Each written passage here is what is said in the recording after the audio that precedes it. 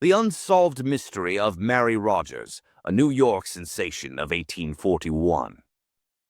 The 1841 murder of Mary Cecilia Rogers, a young, beautiful cigar shop employee in New York City, became one of the most sensational and enduring mysteries of the 19th century. Her disappearance and the subsequent discovery of her body ignited a media frenzy, exposed the inadequacies of city policing, and even inspired Edgar Allan Poe's pioneering detective story, The Mystery of Marie Roget. The beautiful cigar girl vanishes. Mary Rogers, known to the public as the Beautiful Cigar Girl due to her employment at John Anderson's popular tobacco shop on Broadway, was a well-known figure in the city. Her charm and attractiveness drew many customers and admirers. On Sunday, July 25, 1841, Rogers informed her fiancé, Daniel Payne, that she would be visiting her aunt. She never returned. Her worried mother and Payne initiated a search, and the city's newspapers quickly picked up the story of her disappearance. A grisly discovery and a media storm. 3 days later, on July 28, 1841, Rogers' badly bruised and waterlogged body was found floating in the Hudson River near Siebel's Cave in Hoboken, New Jersey. The discovery sent shockwaves through New York City. Newspapers, eager for sensational content, extensively covered every detail and theory, often embellishing facts and fueling public speculation. The press painted vivid, sometimes contradictory, portraits of Rogers, and the case quickly became a national obsession. Evidence suggested a violent struggle, marks on her neck indicated strangulation, and her clothing was torn.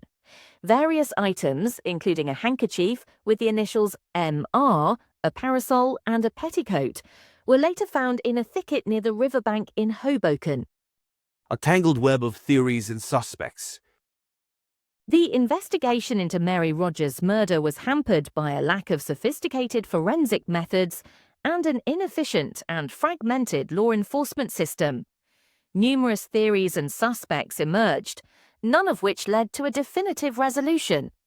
Theories were as follows. Yanuanse's gang violence.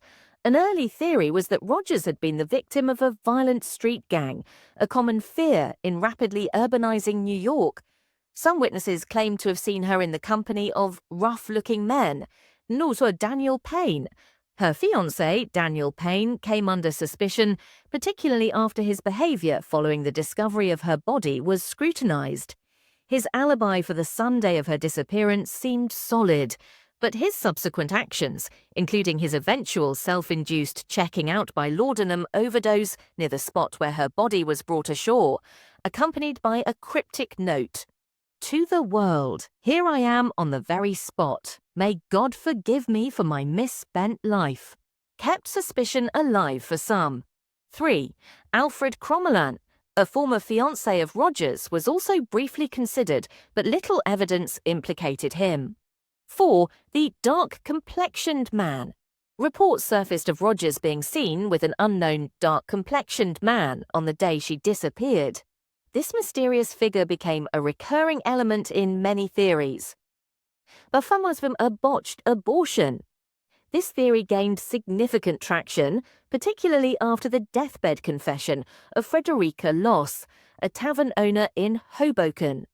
Loss claimed that Rogers had come to her establishment with a man for an abortion, which went wrong, and her body was subsequently disposed of in the river. This theory aligned with societal anxieties of the time regarding women's sexuality and clandestine medical procedures. Madame Restel, a notorious abortionist of the era, was also indirectly implicated in some narratives, though no direct evidence linked her to Rogers' death. The tragic death of Mary Rogers, the beautiful cigar girl, thus transcended a personal tragedy to become a cultural touchstone, reflecting the societal currents of its time and leaving an indelible mark on the history of crime, media, and literature. Please like and subscribe.